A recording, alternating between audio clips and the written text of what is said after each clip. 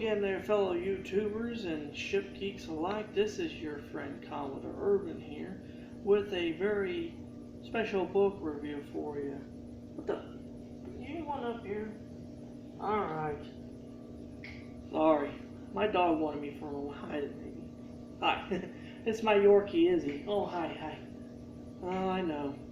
Say hi to the camera for a moment, Izzy.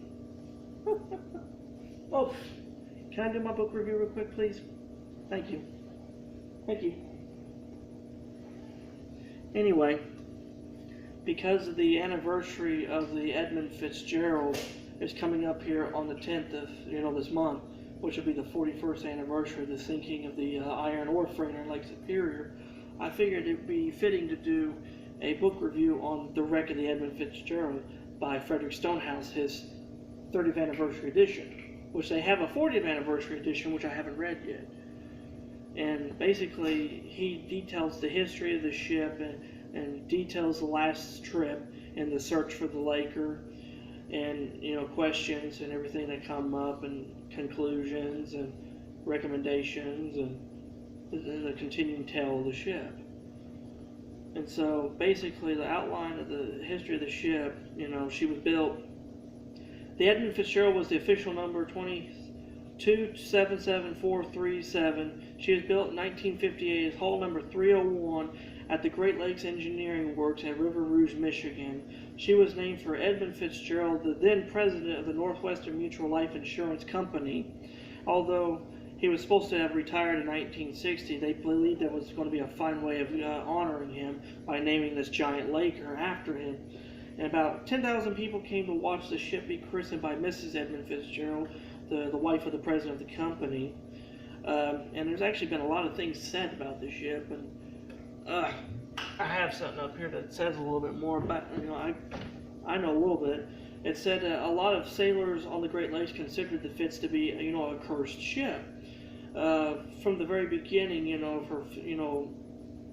when she was being launched, they had a hard time breaking the champagne bottle, which was considered to be a curse.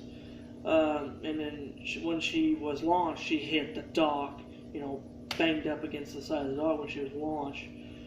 To a collision she had with the Canadian steamer Hochelaga at the mouth of the Detroit River, May the 1st of 1970, with several times she hit in the Sioux Locks and getting grounded several times, and concluding with her tragic sinking in November 10th of 1975 with all 29 souls aboard.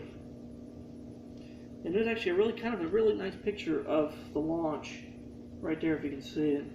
But yeah, as soon as she gets slid down the way, she went like this and went bam right up against the wall of the other dock that was right nearby. Now there was another ship built in the same class as her, and she was the 13,390 ton Arthur B. Homer that belonged to the Bethlehem Steel Corporation, which I believe she was scrapped not too long ago. I believe several years ago they scrapped the Homer, which I don't understand why. They could have kept her as a museum ship, but they do stuff just to do stuff. Anyway, Frederick Stonehouse has done a really good job kind of giving you all the facts and stuff leading up to the sinking and, and the search for the ship. And he gives you all the different tools to kind of come up to your own conclusions. And there's drawings of the wreck, which, as you've probably known, after they retrieved the bell off the wreck, they made it a grave site and stuff where no one can dive the wreck, which personally I believe is a load of bullshit. They said they can't solve what happened to that ship. Well, the evidence is down there. You just have to look. The steel don't lie. The ship is not going to lie. What was done to that ship is down there. And just by looking at her, you can figure out what the hell had happened. But they're just, I know they're trying to do a good thing, as a, memorial to the crew members. But if you really want to put them crew members arrested, I would think that they need to fucking figure out what the hell had happened. And that's just my personal opinion. Now, some people might hate me for that. Some people might agree with me on that. But that's just the way I see it. One of the greatest legends of the Great Lakes is something that we can solve. And I really have an idea, and there's a lot of stuff in here, like different theories and stuff that he talks about, which a lot of them make sense. And a lot of them do make sense.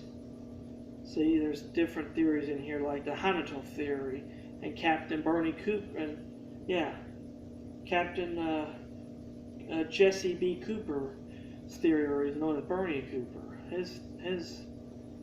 And there's an actual photograph or a sonar scan of the wreck. If you can tell, it looks like the spar deck has collapsed in on itself. And if that's true, then that wreck is falling apart. And so, if we're going to do anything with it, we need to look at it now. Another nice thing about this book, though, is the fact they reprinted the lyrics to Gordon Lightfoot's haunting ballad, the Wreck of the Edmund Fitzgerald, along with the entire roster of all the crew, which that makes a pretty nice touch. But my theory, if you want to know my theory, and this is just something I'm thinking about, and I've been thinking about for a long time. Let's say this piece of brass I have, this little piece of brass, that's the Fitzgerald. And as she was going along, she was going over sand, the shoal where she probably scraped and probably opened up her bottom. And she's flooding, and every wave that she takes over, it's making her go lower and lower in. And when Captain McSorley was talking to Captain Cooper on the Anderson, he figured that the wave that was coming up over him was just going to pass him. That wave hit him and took it nose down. Now, since the ship is over 700 foot long, and the bottom is about 500, you're going to have several hundred feet of ship sticking up. So what I think happens when the bow hit, the middle of the ship kind of just accordioned, twisted and kind of accordioned and kind of just crunched in on itself. And that's why when you see the bow and you see the damage to the bow, like the big giant tears in the front of the bow, that's because she hit the hard bottom and it just tore that up when she hit. And the middle section kind of just accordioned in on itself and just kind of just splattered it where it's laying. Because the propeller on the stern, as it was still turning, it kind of twisted that piece that now loose from the rest of the ship and twisted it over, and as it sank, it landed upside down as it sits. And that's what I believe truly happened. It's just that she was taking on water, and the last wave that hit her just took her under, and she just kind of crunched in on herself.